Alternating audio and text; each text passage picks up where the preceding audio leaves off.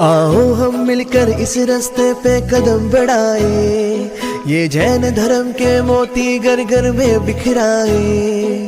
सत्य अहिंसा है, समता का पथ है, ये महावीर का शासन है, मिलके गाओ रे। जैनम जयतु शासनम, हो पावन जैन धर्म सुमंगलम। जैनम जयतु शासनम,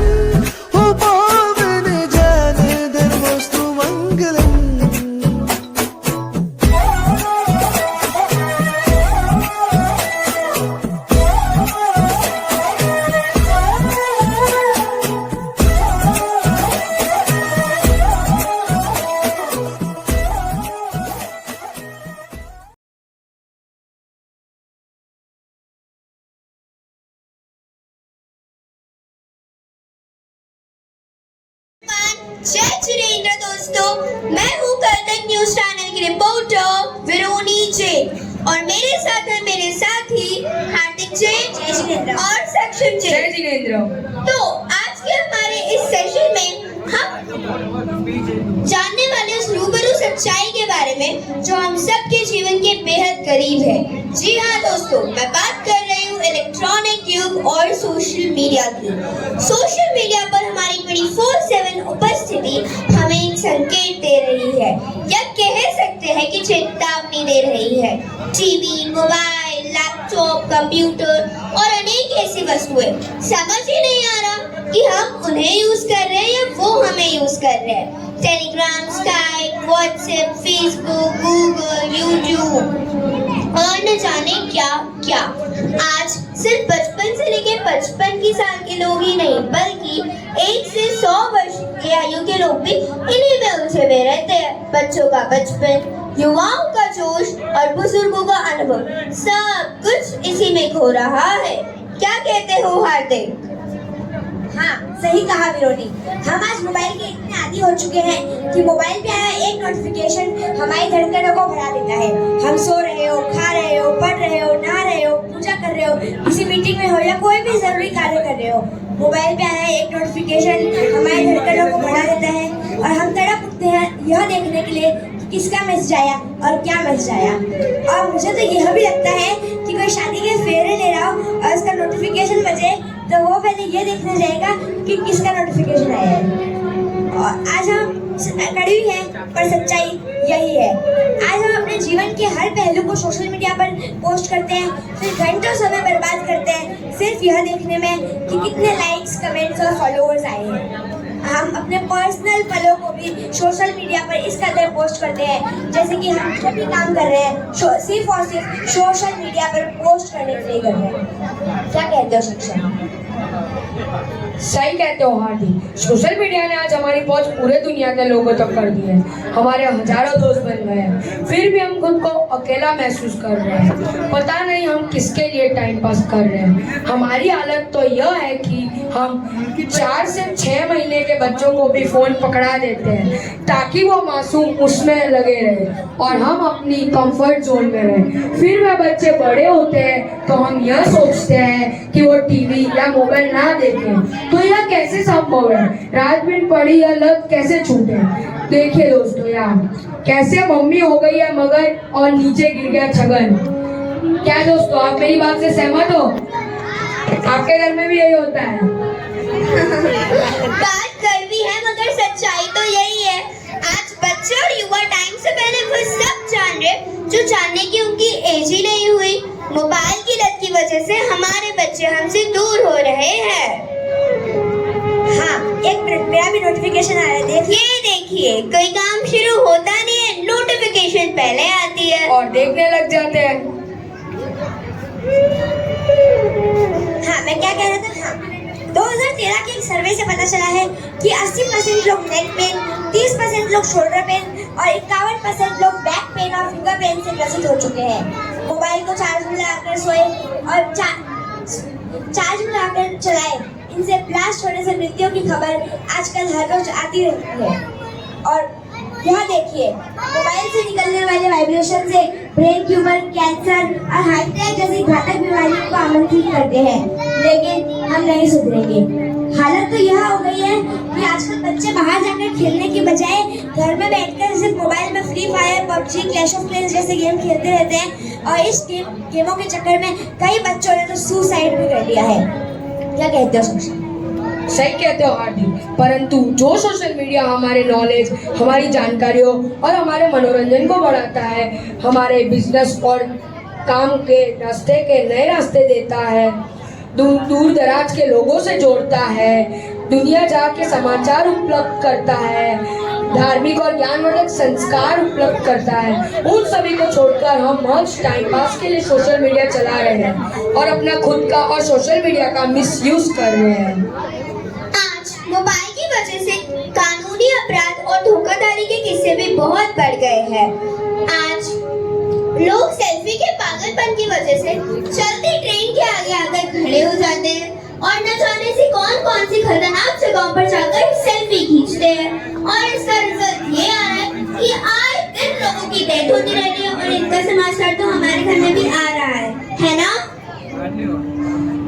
हाँ विरोधी, समस्या तो बहुत बड़ी है पर समाधान भी हमारे हाथों में है। बच्चों को अपनापन दे, उन्हें क्रिएटिव चीजों से जोड़े और उनके साथ समय बिताए, बुजुर्गों की सीख और शिक्षा ले और युवा वर्ग की ऊर्जा और उत्साह का उपयोग भविष्य के निर्माण में करें। तो शुरुआत हमें स्वयं से करनी होगी। तो दोस्तों, कल तक न्यूज चैनल को फॉलो और शेयर कीजिए। Thank you. Hello everyone, Jai Jinendra. Welcome to my workshop Abakshar Anantkar. Myself Riya Chaji. आज मैं आपको अबक्षर अनंतकाय के बारे में बताने वाली हूँ, जहाँ आपको पता चलेगा क्या खाना चाहिए और क्या नहीं खाना चाहिए। आपको पता है अबक्षर क्या होता है? मैं बताती हूँ। जिन पदार्थ खाने योग्य नहीं है वो अबक्षर है। अनंतकाय, जिन पदार्थों में अनंत असंख्य जीव होते हैं वो अनंतकाय है। रात बासी पदार्थों का त्याग, जिसमें पानी का अंश रह जाता हो, वो सभी प्रकार के खाद्य पदार्थों को रात बासी पदार्थ माना जाता है। जिसमें पानी की संभावना हो वह अवश्य ही जीवों की उत्पत्ति हो जाती है। सीजनल टाइम, जिसमें पानी का अंश नहीं बचा हो वो पूरी तरह से सूखा बनाया गया हो, जैसे कि बरसात, मिठाइयाँ ठंडी में भी 20 दिन, गर्मी में भी 20 दिन और बारिश में 15 दिन तक चल सकती है। दोस्तों, क्या आपको पता है कब क्या छड़ेंगे? फाल्गुन चौमासा जो होली के वक्त आता है वो 8 महीने का चौमासा, जिसमें काजू जैसे ड्राई फ्रूट खाना अवश्य ही मना है। गर्मी के दिनों में बादाम, खोपरा, पिस्ता चल सकता है। दोस्तों, क्या आपको पता है एक लास्ट डेट होती है, वो है 21 जून। क्या आप समझ सकते हैं कि मैं 21 जून को लास्ट डेट क्यों कह रही हूँ? मैं बताती हूँ। आद्रा नक्षत्र 21 जून के बाद कैरी और आम खाना अभक्ष्य माना जाता है, इसलिए कैरी और आम खाना बंद कीजिए। वर्षा काल में बादाम, सूखी कोपरी का गोला आज छोड़ा तो आज ही के दिन चलेगा, दूसरे दिन तक नहीं चलेगा। फाल्गुन चौमासे में भाजी पालक को अभक्ष्य माना जाता है। वर्षा काल में सभी प्रकार की पत्ता भाजी में कीटाणु पैदा होते हैं। कच्चे अचार का त्याग, यदि अचार में पानी का अंश रह जाता हो तो कच्चा और अभक्ष्य माना जाएगा। मध को शहद कहते हैं। मधुमक्खियां मिलकर घर बनाती है, फूलों से पराग चूसती है और कूड़े में जाकर अपना लार गिराते हैं, जिसे आप मत समझकर चाटा। मक्खन को अभक्ष्य माना जाता है। मक्खन को वैज्ञानिकों की द्वारा प्रूव किया गया है कि मक्खन में कीटाणु पैदा होते हैं। अब तक आपने जाना अभक्ष्य के बारे में। अनंतकाय आपको मेरी भाविका दीदी बताएगी। जय जिनेंद्र, प्रणाम। अब आगे अभक्ष्य और अनंतकाय के बारे में मैं भाविका छाजे आपको बताऊंगी। अनंतकाय यानी क्या? अनंतकाय यानी एक शरीर में अनंत जीव। जब एक शरीर में अनंत जीव होते हैं उसे अनंतकाय कहते हैं। विश्व की सारी वनस्पतियों में जितने जीव होते हैं उससे कई ज्यादा जीव अनंतकाय के एकमात्र पिक पॉइंट में होते हैं। अनंतकाय जैसे कि आलू, मूली, गाजर, प्याज, लहसुन, ये सब अनंतकाय के प्रकार है। ये हम नहीं खाने चाहिए। मशरूम, फूलगोभी, बैंगन, ये सब भी अभक्ष्य माना गया है, इसे भी नहीं खाना चाहिए। रात्रि भोजन का त्याग, रात्रि भोजन करते तो है, लेकिन उसकी वजह से पाचन क्रिया मंद हो जाती है। सूर्य किरणों का अपना ही अलग महत्व है। सूर्यास्त के बाद हमारी पाचन क्रिया मंद हो जाती है और इस वजह से हमारे शरीर में खाने का पाचन अच्छे से नहीं होता और पेट में विविध बीमारियां भी पैदा हो जाती है। इसलिए रात्रि भोजन नहीं करना चाहिए। विदेशों में अमेरिका जैसे कि 30% से भी ज्यादा लोग रात्रि भोजन नहीं करते और विदेशों में ये संख्या बढ़ती ही जा रही है। हमारे जैन धर्म में यह भी बताया गया है कि 1 महीने के अंदर रात्रि भोजन का त्याग करने से 15 उपवास का लाभ मिलता है। तो यही लाभ हमें क्यों नहीं उठाना चाहिए। बाद में आते हैं होटल संबंधी पदार्थ का त्याग। होटल में मिलने वाली चीजें जैसे कि पिज्जा, बर्गर, नूडल्स, सूप, ये सब में क्या क्या मिलाया जाता है ये तो हम जानते भी नहीं है। पिज्जा एवं बर्गर के आटे के अंदर यीस्ट मिलाया जाता है। सूप, नूडल्स बनाने के लिए उसके अंदर पशुओं की हड्डियों का पाउडर मिलाया जाता है। ये सब हमें नहीं खाना चाहिए। ये सब खाने से हमारे पेट में विविध बीमारियां पैदा होती है और हमारा शरीर भी खराब होता है।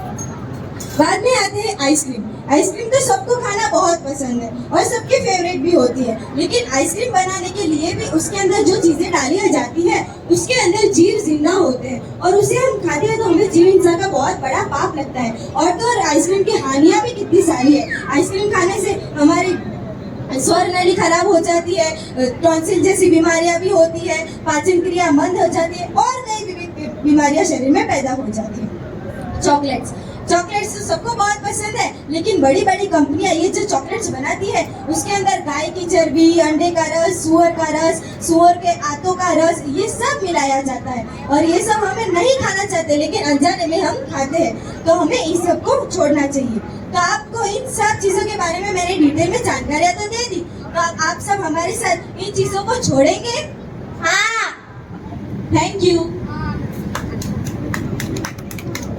अनुमोदना आइए my name is Kirti Jitendra Bhaisa. My topic पाप की मजा और नरक की सजा। आइए मैं आपको बताती हूँ नरक कैसा है, नरक में क्या क्या होता है। अंकल आंटी, आज आप मेरी वर्कशॉप में आए हो ये सोचकर जो हम आपको बता रहे उसके जीवन में बदलाव जरूर आएगा।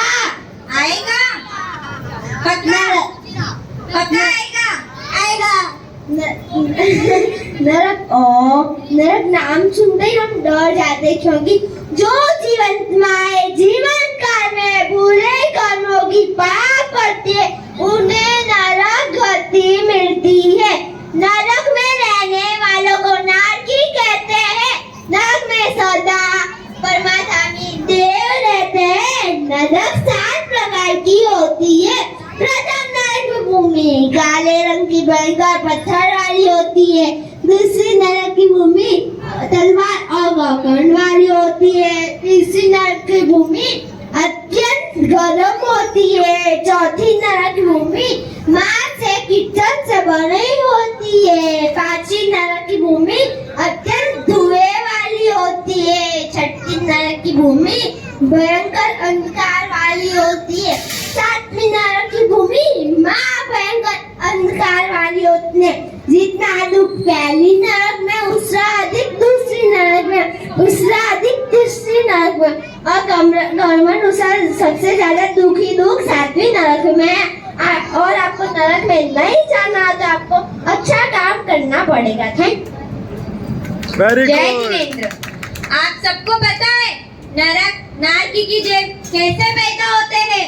उनके कोई महाबाप नहीं रहते, वो ऐसी धारावाही कुंभी में पैदा होते हैं। और वो कैसी है पता है? बाल की नुकीली जैसी, उसमें पैदा होते हैं और वो फूलने के बाद चिल्लाते हैं। जब परमाधामी देव कुंभी में से एक एक टुकड़े करके उनके टुकड़े निकालते हैं। आप सबको पता है नरक का कितना आयुष्य है? पता है नरक का कितना आयुष्य है? नहीं। कम से कम 10,000 वर्ष, अधिक से अधिक 33 सागरों तक है।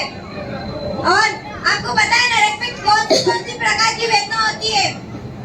परस्पर वेदना।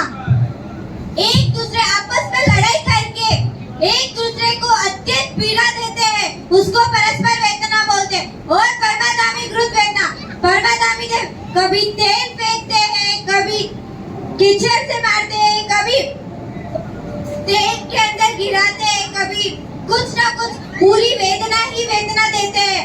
इसीलिए वेदना ही वेदना देते हैं। वो परमाधामी देव है और परमाधामी देव तीसरी नरक तक ही रहते हैं। आप सबको नरक में जाना है तो आप अपने कुछ भी कर्म करो, उससे पहले सोच समझ के अपने कर्म को करना। धन्यवाद। जय जिनेंद्र।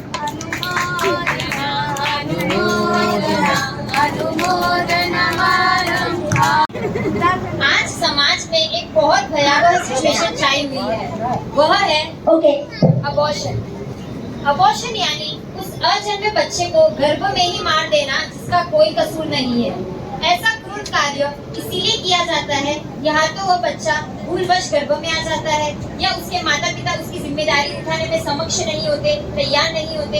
कुछ औरतों को तो ऐसा लगता है कि बच्चे को जन्म देने से शरीर बेडोल हो जाएगा और कुछ लोग पुत्र प्राप्ति की चाह में और ऐसे अनेकों कार्यों की वजह से यह महापाप किया जा रहा है।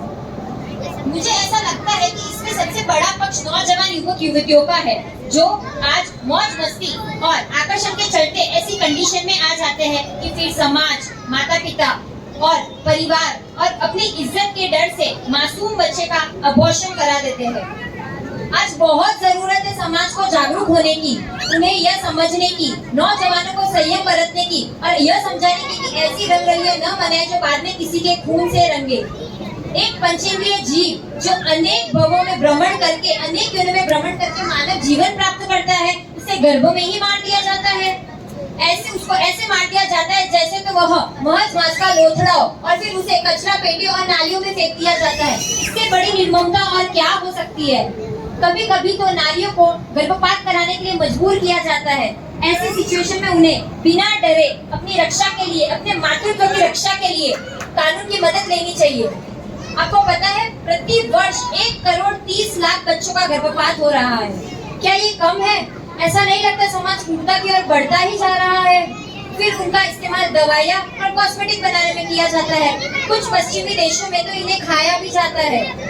बात तो बहुत सारी है पर बस इतना ही कहना चाहूंगी, व्यवहार में संयम बरते, अवांछित गर्भ से बचे, गर्भपात में किसी का भी सहयोग न दे, किसी के दबाव में गर्भ न गिराए।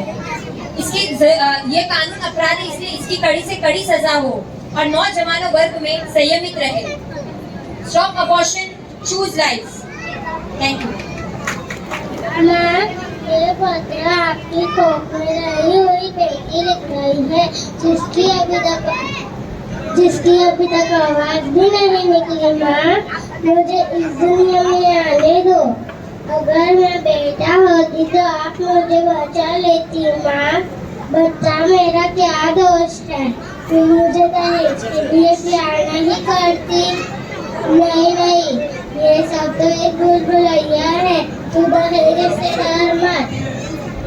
थोड़ी कोशिश तू कर, थोड़ी कोशिश मैं करूँ, फिर दहेज क्या बड़ी बात है। देखना मेरे हाथों में भी मेहंदी लगेगी, शहनाई बजेगी। एक बार मैं तेरे आंगन से पंछी बन के उड़ जाऊंगी। माँ, तू मुझे अभी से मत उड़ा, मैं तेरा प्यार चाहती हूँ। एक बेटे की चाह में एक बेटी को ही कोख में मारने का सोच लिया। माँ, परंतु कौन जाने इस पुरुष प्रधान समाज में जाति नियम के सामने तूने हथियार रख दी है। माँ, एक बेटे की चाह में एक मासूम सी बेटी को अपने आप को तूने कठोर बना दिया। माँ, बेटी के कितने रूप हैं। बेटी तो माँ सरस्वती का रूप है।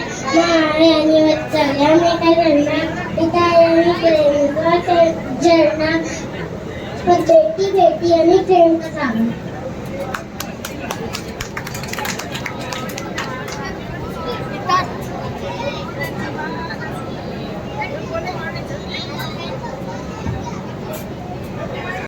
जय जिनेंद्र, मेरा नाम योगी साज है। आइए, मैं आज आपको लेकर चलती हूँ कॉस्मेटिक की दुकान पर, जहाँ पर आपको पता चलेगा कि हम जो चीज़ें इस्तेमाल करते हैं उसमें क्या क्या होता है। आइए पधारिए हमारी दुकान पर, आपका स्वागत है। जब आप पार्टी में जाने के लिए तैयार होते हो तो आपकी कोशिश होती है कि आप सुंदर दिखो, खुशबू से महकते हो, फिर आप नहाते हो, बालों को शैम्पू करते हो, ड्रेसिंग टेबल के सामने बैठकर मेकअप करते हो, लिपस्टिक, आई शैडो, परफ्यूम से खुद को सजते संवारते हो। आपको पता भी है कि आपका पाउडर, लिपस्टिक और हेयर टाई इस्तेमाल करने के लायक बनाई गई है या नहीं। उसे परखने के लिए हजारों छोटे बंदरों को पिंजरे में बंद कर दिया जाता है। उनके ऊपर केमिकल की बौछार कर दी जाती है ताकि यह पता लगा सके कि इंसान कितनी मात्रा में यह केमिकल से सकता है। रेशम के कपड़े तैयार करने के लिए सिल्क को प्यूपा को उबलते हुए पानी में डाल दिया जाता है। उसे जब तक उबाला जाता है जब तक उसकी रस्सी बाहर नहीं निकल आती। ऐसे ही एक केजी सिल्क तैयार करने के लिए 20,000 कीड़े यूं ही मार दिए जाते हैं। एक सिल्क की साड़ी तैयार करने के लिए 50,000 कीड़े यूं ही मार दिए जाते हैं। एक खरगोश को खांचे में बांध दिया जाता है, उसकी आंखें बाहर निकल आती है, उसकी आंखों से जो रस निकलता है उससे शैम्पू तैयार होता है। वो चीखता है, चिल्लाता है, छुड़ाने की बहुत कोशिश करता है। ऐसे ही 1 लाख खरगोश अपनी आंखें गंवा देते हैं। दीदी, आप भी हमारे मेहमानों को कुछ बताएं। जय जिनेंद्र, मैं कविता जी आपको मास परफ्यूम के बारे में बताऊंगी। मास परफ्यूम तैयार करने के लिए एक बंद बिलाव को एक छोटे से पिंजरे में कैद किया जाता है। पिंजरा इतना छोटा होता है कि बिलाव अपना सिर भी नहीं उठा पाता। उस पे हर 10 दिन में कोड़े बरसाए जाते ताकि उसको तकलीफ हो और उसके शरीर से कस्तूरी निकलती रहे। वो कस्तूरी उसके शरीर में लगे हुए पाउच में जमा होती है। उस पाउच को निकाल कर कस्तूरी निकाल दी जाती है। ऐसे हर 10 दिन में कोड़े बरसाए जाते जब तक वो बिलाव मर नहीं जाता। ऐसे ही वो अपनी 1/4 जिंदगी भी जी नहीं पाते। हाथी दांत की चूड़ियां आप पहनते होंगे। हाथी पे प्रतिबिंब लगा गया है, बट तो भी दुनिया में ये कारोबार जारी है। उसको बनाने के लिए मरे हुए हाथी के दांत निकाले जा सकते हैं, इसलिए हाथी को मार दिया जाता है। उसके रास्ते में कंकर बिछाकर उसको घायल कर दिया जाता है इत्यादि। उसके फल फ्रूट में जहर मिलाकर उसको मार दिया जाता है। ऐसे ही दुनिया में हाथी दांत के कारोबार पर प्रतिबिंब लगी गई है, बट भारत में अभी भी ये हाथी दांत का कारोबार जारी है। आप shaving brush, shoes brush, hair brush use करते हो, वो सभी जानवरों के बालों से बनाया जाता है। गिलहरी जैसे जानवरों से बनाया जाता है। सुअर के बालों से शेविंग ब्रश बनाया जाता है। सुअर के बाल जीते ही उसके उखाड़ दिए जाते हैं। ये सारी बातें मैं महिलाओं के लिए नहीं, पुरुषों के लिए भी कह रही हूँ। पुरुष भी इस जमाने में इतनी ही मात्रा में कॉस्मेटिक यूज करते हैं। वो श्रृंगार हमारा किस काम का जो किसी के रक्त से बनाया जाता हो। मेरी सबसे यही अपील है, जो कॉस्मेटिक किसी जानवरों को मार के बनाया जाता हो उसको आप यूज ना करें। Be aware, B beautiful. जय श्री।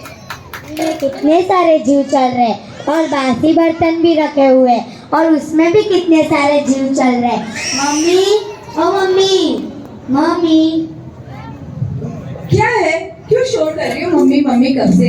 पानी में कितने सारे जीव चल रहे हैं और बासी बर्तन भी रखे हुए हैं और उसमें भी कितने सारे जीव चल रहे हैं। पानी नहीं छाना क्या? क्या पानी छाना कर रही हो? मेरे पास बिल्कुल टाइम नहीं है ये सब काम करने के लिए। मुझे तो आज किटी पार्टी में जाना है। ये आप कैसी बात कर रहे हो? कल हम जब हमारे सब्जी के शिविर में गए थे तब हमको सिखाया था कि जीव दया का पालन कैसे करना चाहिए। आज मैं माया बोत्रा आप सबको और मेरी मम्मी को जीव दया का पालन कैसे करना चाहिए वो सिखाऊंगी। पानी छानकर पिए, स्नान, दातुन आदि क्रिया करते समय पानी का उपयोग आवश्यकता अनुसार करें। सचित नमक का उपयोग न करें। लाल नमक, काला नमक का उपयोग कर सकते हैं। स्नान करने के बाद बाल्टी में पानी न रखें, क्योंकि खुली बाल्टी में अगर कोई जीव गिर गया तो विराट न हो सकती है। पानी पीने के मट्टी को हमेशा धोकर रखनी चाहिए। और ढक्कन ढककर रखना चाहिए। गरम बर्तन जमीन पे न रखें, इससे ट्रस्ट या जीव की हिंसा होने की संभावना हो सकती है। घर में आटा आदि छानकर उपयोग में लेना चाहिए। चलते फिरते समय नीचे देखकर चलना चाहिए। शरबत, चाय आदि पेय पदार्थ पीने के बाद बर्तन में जूठा न रखें, जिससे चींटी आदि जीव आकर्षित होकर मृत्यु को प्राप्त होती है।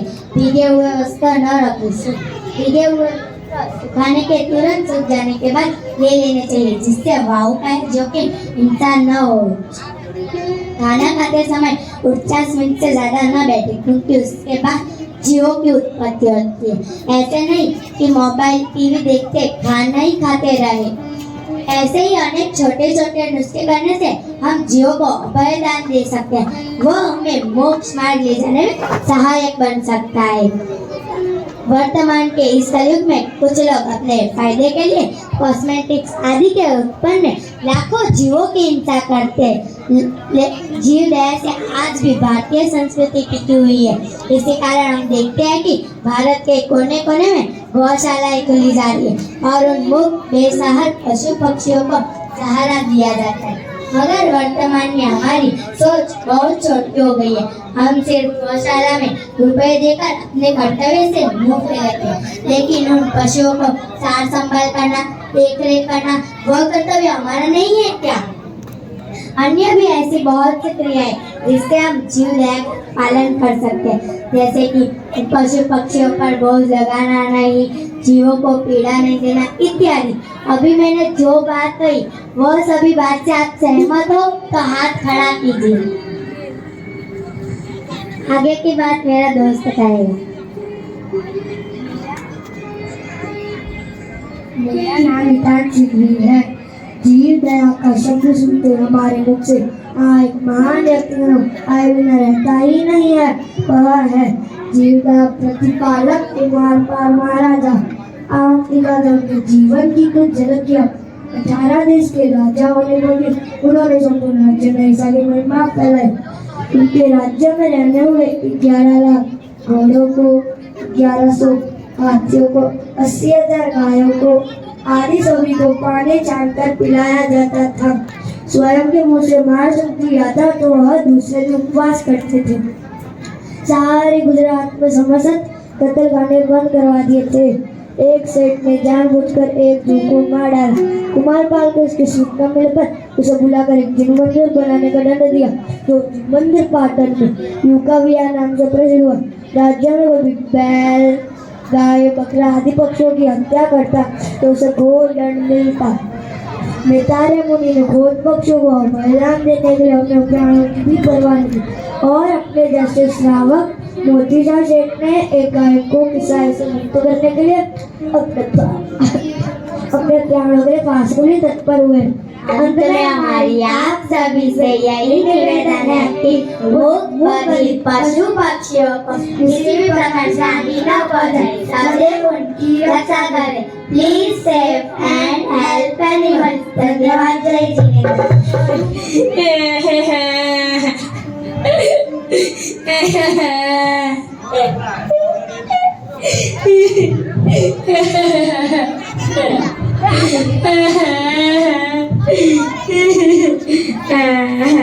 बस बहुत हो गया।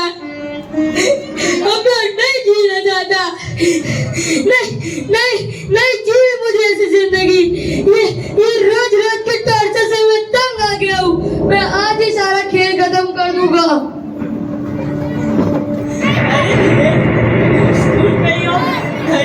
अरे तुम क्या कर रहे हो? मुझे नहीं जीना, मुझे मरना है। अरे धीरेन, तुम्हें क्या कर रहे हो? इतना बड़ा कदम तुम्हें कैसे कर सकते हो? तुम सुसाइड करने जा रहे हो। मैं क्या करूं मैम, आप ही बताइए। मुझे नहीं जीनी ऐसी जिंदगी। एग्जाम में मेरे दोस्तों से कुछ मार्क्स क्या कम आ जाए, मेरे पेरेंट्स मुझे ऐसा डांटते जैसे कि मैंने बहुत बड़ा गुनाह कर लिया हो। हर वक्त मुझे फर्स्ट आने का प्रेशर देते हैं, हर वक्त मुझे मेरे दोस्तों से कंपेयर करते हैं।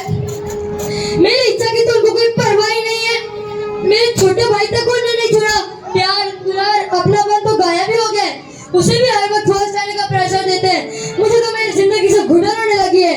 मैं मुझे नहीं जिंदा रहना, मैं मुझे मरना है। अपनी घबराहट में आके इतना बड़ा कदम मत लो। वैसे तुम सच ही कह रहे हो, गलती तो पेरेंट्स की है कि तुम बच्चों पर इतना दबाव, इतना डर का माहौल कि वो खुलकर जी नहीं पाते। उनकी क्वालिटी, उनकी क्षमताओं को जाने बिना ही हम उन पर धावा बोल देते हैं, चिल्लाना शुरू कर देते हैं। उनके नन्हे मन को समझने के बजाय हमें तो बस अपनी खींच उन पर निकालनी होती है, अपना बड़प्पन जमाना होता है। तो ऐसे में बच्चे अकेले पड़ जाते हैं, फिर सुसाइड जैसे कदम ही उठाएंगे ना। क्या आप सब सहमत हैं मेरी बात से? जी हाँ मैम, मैं सहमत हूँ आपकी बात से। आप सच कह रहे हैं। आज बच्चे व युवा वर्ग छोटी छोटी असफलताओं पर हताश होकर सुसाइड करने लगे हैं, जैसे जिंदगी की कोई कीमत ही ना हो। उनमें जिंदगी जीने का वो हौसला, वो हिम्मत हमने भरा ही नहीं है, उन्हें कभी समझा ही नहीं है। हर बार बस अपनी इच्छाओं का बोझ ही लादा है। एक बात कहूँ मैम, कोई भी इंसान जब निराश होता है उसका कारण असफलता नहीं होती है, उससे अधिक होती है कि सब लोग उसे कितना सुनाएंगे और तो और उसके परिवार वाले उसे कितना टॉर्चर करेंगे। एक और सत्य, आज मैं आप सबको एक और सत्य से अवगत कराना चाहती हूँ। एक सत्य यह भी है कि बच्चे ही नहीं बल्कि हर एक व्यक्ति खुद से ही डिप्रेस हो गए।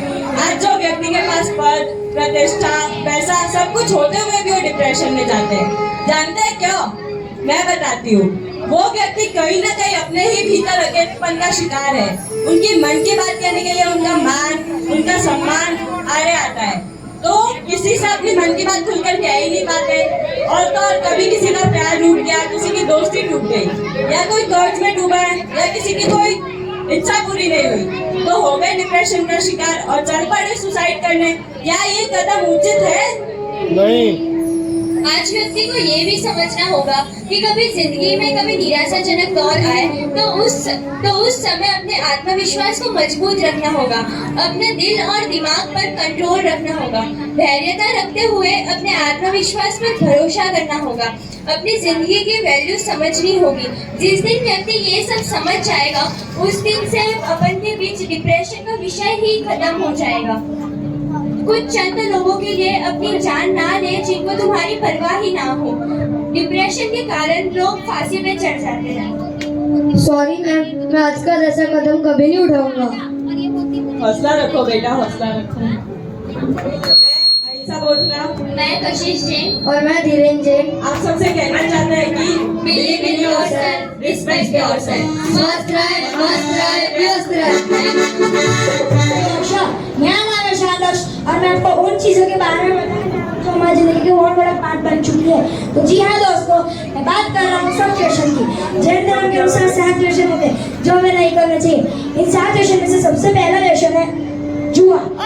जुआ खेलने से व्यक्ति में लोभ और लालच बढ़ता है, जिससे व्यक्ति के मन में कषाय भाव पैदा होते हैं। जैसे कि दोस्तों आप जानते होंगे कि पांडवों ने भी अपनी सारी सत्ता जुआ में आ रही थी, जिसके कारण उन्हें 12 वर्षों का वनवास हुआ था। इसके कारण हमें जुआ नहीं खेलना चाहिए। और वैज्ञानिकों ने प्रूव किया कि जो व्यक्ति जुआ खेलते हैं उनका दिमाग मानसिक रूप से कमजोर हो जाता है, इसलिए हमें जुआ नहीं खेलना चाहिए। हमारा अगला क्वेश्चन है मांस। मांस यानी किसी जीव को मारकर उसके शरीर का भक्षण करना। जो व्यक्ति मांस का भक्षण करते हैं वो नरकगामी होते हैं। और हमारा जैन धर्म में कहा गया है कि अहिंसा परमो धर्म है। और हमारे यह दुर्भाग्य है कि हमारे जैन धर्म में कुछ लोग हैं जो इस वेशन को करने लगे हैं। तो मेरी आप सभी से यह विनती है, आप इस वेशन से दूर रहें और जीव हत्या से बचें। वैज्ञानिकों ने प्रूव किया कि जो व्यक्ति मांस खाते हैं उन्हें बहुत सारी बीमारियों का सामना करना पड़ता है। हमारा अगला क्वेश्चन है शराब पीने से व्यक्ति की मति बिगड़ जाती है, जिससे व्यक्ति के मन में उतार चढ़ाव पैदा होते हैं। और शराब पीने से व्यक्ति में नशे के कारण वो सड़क पर गिर जाता है, घर में झगड़े करता है, स्त्रियों को मारता है। मदिरा को बनाने के लिए अनेक वर्षों तक अंगूरों को सड़ाते हैं। बाद में उसके अंदर जो कीड़े उत्पन्न होते हैं उन्हें मसल का जो रस निकल जाता है, उससे मदिरा तैयार होती है। वैज्ञानिकों ने प्रूव किया कि जो व्यक्ति मदिरा पीते हैं उनकी हड्डियां गल जाती है। और मदिरा छोड़कर फ्रूट जूस, नारियल पानी और छाछ बनाओ। हमारा अगला क्वेश्चन है वेश्यागमन। यह दोषों का सरताज है। इसकी दृष्टि की छाया सर्प से भी 100 करोड़ गुना भयंकर है। इस महापाप को त्याग कर नंदीसर मुनि, सूर्यभद्र सूर्य जी आदि मोक्ष मार्ग के यात्री बने। हमारा अगला क्वेश्चन है शिकार। पशु पक्षियों के शिकार के आनंद के लिए महावीर के भक्त श्रीनिक महाराज ने भी इसी व्यसन के कारण नरक गति को आमंत्रित किया। हमारा अगला प्रश्न है चोरी। चोरी करने से जिन आज्ञा की अवज्ञा होती है, चोरी करने को पकड़े जाने पर समाज में निंदा कलंक लगता है, जिससे व्यक्ति के मन में कशाभाव पैदा होते हैं और वह दुर्गति में जाता है। चोरी न करना, न करवाना, न अनुमोदन करना। चलिए दोस्तों, हम हमारे आखिरी व्यसन की ओर बढ़ते हैं। हमारा आखिरी व्यसन है परश्रीगमन। करोड़ों स्वर्ण मुद्राओं को दान करने से अथवा जिन मंदिर बनाने से जितना फल मिलता है, उससे ज्यादा फल मात्र ब्रह्मचर्य के पालन करने से मिलता है। इस महापाप को करने से संसार में महादुखों को भोगना पड़ता है। इस महापाप से जीव जन्म मरण प्राप्त करता है। तो मैं आप सबसे उम्मीद करता हूँ कि मेरे वर्कशॉप के माध्यम से जो सब क्वेश्चन मैंने बताया वो आप नहीं करेंगे। जय जिनेंद्र। आइए, मैं खालिद जागृति और मैं शामिदी। आप सभी को हमारा जय जिनेंद्र और प्रणाम। आज हम आपके सामने प्रस्तुत कर रहे हैं वेशभूषा। शरीर के संरक्षण और मर्यादा के पालन के लिए वेशभूषा और वो वेशभूषा अपनी आर्थिक स्थिति और पूंजाति के अनुरूप होनी चाहिए। स्त्रियों के लिए वेशभूषा शील संरक्षण का साधन है, जबकि आज वेश वालों और सभी अंगों का प्रदर्शन करता है। आज का पुरुष इतने अतरंगी फैशन से जुड़ गए हैं कि कभी कभार उनके वेश को देखकर पता ही नहीं चलता कि वो स्त्री है या पुरुष। क्या आप इस बात से सहमत हो? आज का युवा फैशन के पीछे इतना पागल है कि वो अपनी बुद्धि का लक्ष्य मात्र भी उपयोग नहीं करते फैशन के पीछे। अगर कोई कपड़ा आरोग्य की दृष्टि से भी हानिकारक हो या मौसम के प्रतिकूल हो, और अगर वह सिनेमा एक्टर का पहना है, वो फैशन निकाली है, तो सभी वो उसका अनुकरण करना शुरू कर देते हैं।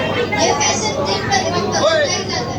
आजकल देश में बढ़ने जा रहे बलात्कार, अपहरण, छेड़खानी, इसका एक कारण आपको नहीं लगता कि वेशभूषा हो सकती है? युवतियां शील भ्रष्ट बन रही है तो युवा सदाचार से चयुक्त होकर पतन के मार्ग पे आगे बढ़ रहे हैं। आज तो प्रत्येक व्यक्ति मौज व्हाट्सएप, इंस्टा और आदि सोशल मीडिया पे अपने फोटोज अपलोड करने के लिए और खुद को मॉडर्न दिखाने के लिए ऐसे ऐसे कपड़े पहनता है कि देखने वाला भी शर्मिंदा हो जाए। बच्चे, नौजवान, नवयुवक और हमारे माननीय वरिष्ठ बुजुर्ग भी इस चक्कर में उलझ रहे हैं। हमारी सोच ही ऐसी बन गई है कि जितने मॉडर्न कपड़े उतनी ही लाइफ हाई प्रोफाइल और उच्च स्टेटस वाली मानी जाती है। प्राचीन समय में लोगों के पास कपड़ों के अभाव से वह नगन रहता था, परंतु आज वह कपड़े पहनकर भी नगनता का ही प्रदर्शन करता है। हमारे दुर्भाग्य है कि हमने पहनने में तो नकल कर ली, परंतु अपनी अकल को ही विकसित नहीं कर पाए। पहनावे में स्वतंत्रता जरूरी है, परंतु पागलपन नहीं।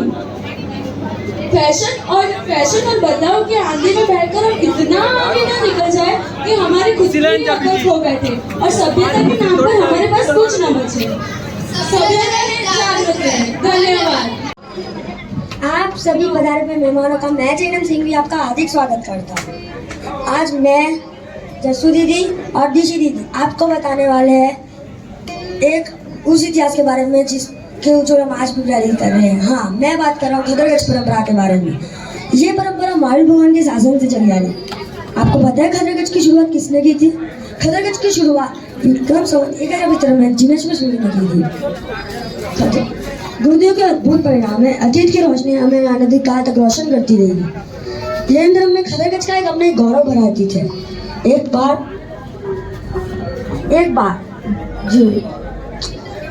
जिनेश्वर सूर्य पाटन आए और वहाँ विजय प्राप्त की। तभी सम्राट ने कहा, आपका आचार, विचार, ज्ञान, साधना सभी उत्तम है। आपका सोटे पे खड़े उतरे। तब से ये अनुयायी वर्ग खदरगच्छी कहलाने लगे। महान तपस्वी छगनजी मारसा तब की साधना करते रहते और मार्क्स मठ जैसे कई उत्तम तप किए। हमारा इतिहास जैसा उज्जवल है वैसा ही भविष्य में भी उज्जवल बना रहे। खदरगज में आचार्य परंपरा जिनेश्वर सूर्य के पद से शुरू हुआ। उन्होंने शिथिलाचार सुचारित्र क्रोधी बिगुल फूका। जिनेश्वर सूर्य ने संस्कृत प्राकृत भाषा पे गजब का अधिकार किया। खदरगज यानी क्या? खदरगज यानी शास्त्रीय परंपराओं का मूल्य, ज्ञान, ध्यान, चारित्र का अमूल्य, जिससे शासन की जड़। खदरगज यानी क्या? खदरगज यानी क्या?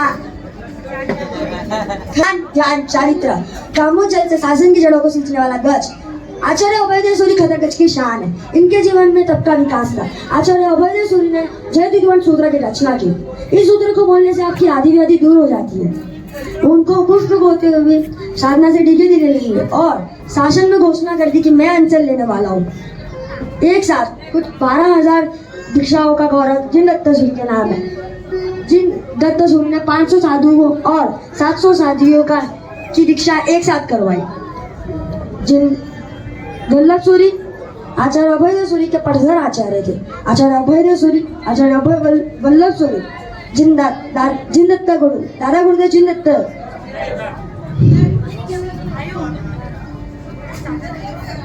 दादा गुरुदेव कुशल सूरी। यदि हजारों लाखों परिवार को जैन धर्म में दीक्षित ना करते, जो संभव है जैन से नाटक व्यापक नहीं होता। आचार्य अभयदेव सूरी ने 10,000 जनों को जैन संघ में दीक्षित किया। अब हमारे डीसी दीदी आपको 3 गुरुदेव।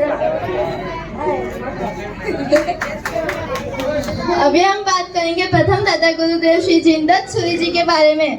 यह खतरगंज के चमत्कार सितारे थे। ये इनका जन्म ढोलका नगरी में हुआ था। इनका जन्म नाम सोमचंद और वह 9 वर्ष की उम्र में दीक्षा प्राप्त की। अल्पकाल में संस्कृत, प्राकृत, न्याय, व्याकरण, आगम आदि का अभ्यास कर केवल 40 वर्ष की उम्र में उन्होंने आचार्य पद स्वीकार किया। केवल मणिधारी दादा गुरुदेव मणिधारी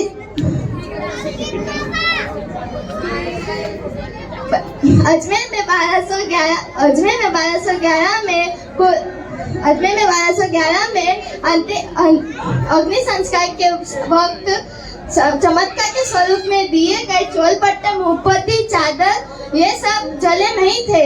वह आज भी जैसलमेर में ज्ञान भंडार में स्थापित है और दर्शनार्थ है। अब हम बात करेंगे दूसरे दादा गुरुदेव श्री मणिधारी जिनचंद्र सूरी जी के बारे में। इन्होंने बाल व्यवस्था में 6 वर्ष की उम्र में दीक्षा ली और 9 वर्ष की उम्र में आचार्य पद स्वीकार किया। दादा गुरुदेव का साथ तो अद्भुत ही था। इन्होंने आपका ज्ञान साधना, आचार्य साधना और आंतरिक शक्ति के कारण इनके ललाट पर मणि स्थापित हुई और इसके कारण उनका नाम मणिधारी से नाम से प्रसिद्ध हुआ। अब हम बात करेंगे तीसरे दादा गुरुदेव कुशल सूरी जी के बारे में। इन्होंने खतरगंज और मणिधारी के कोहिनूर थे। उन्होंने 50,000 अजैनों को जैन शासन में लाकर उनके सारे पाप धुला दिए। अब आगे का आपको जस्सू बताएगी।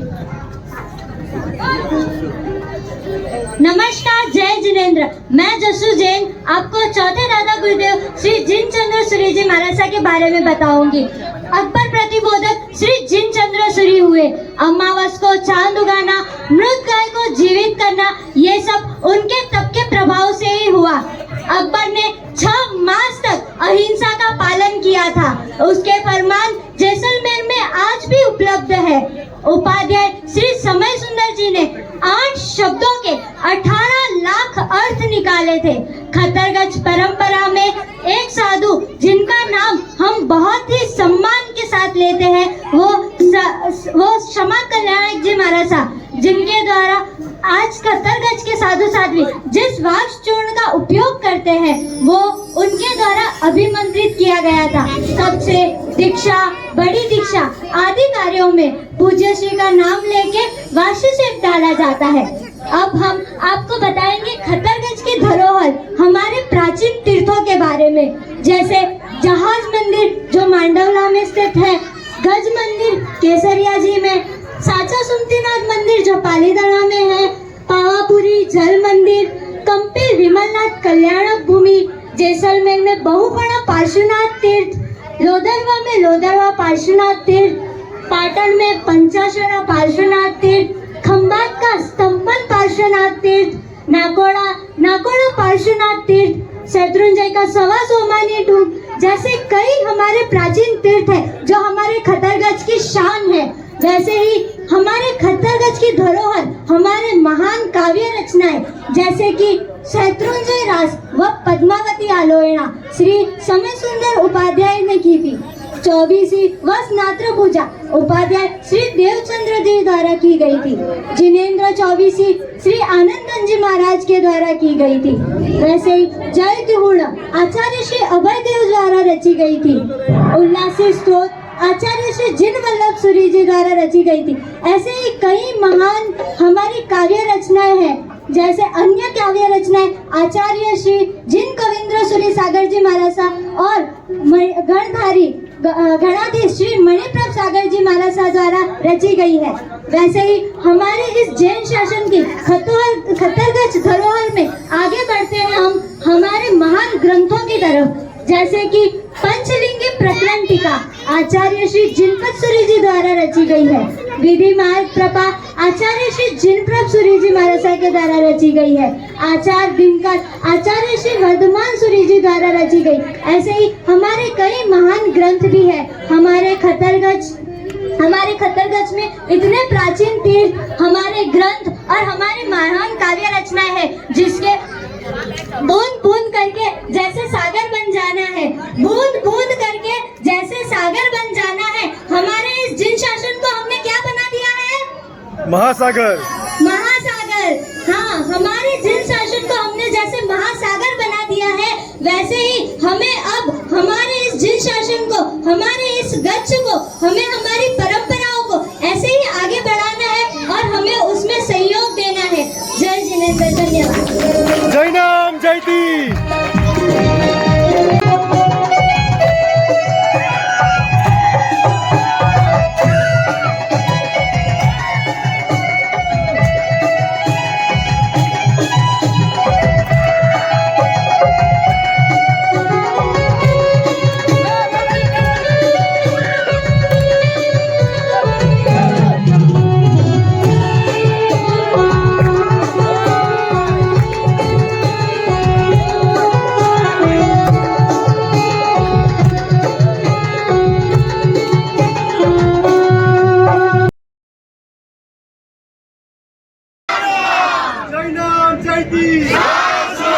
जय नाम जयती।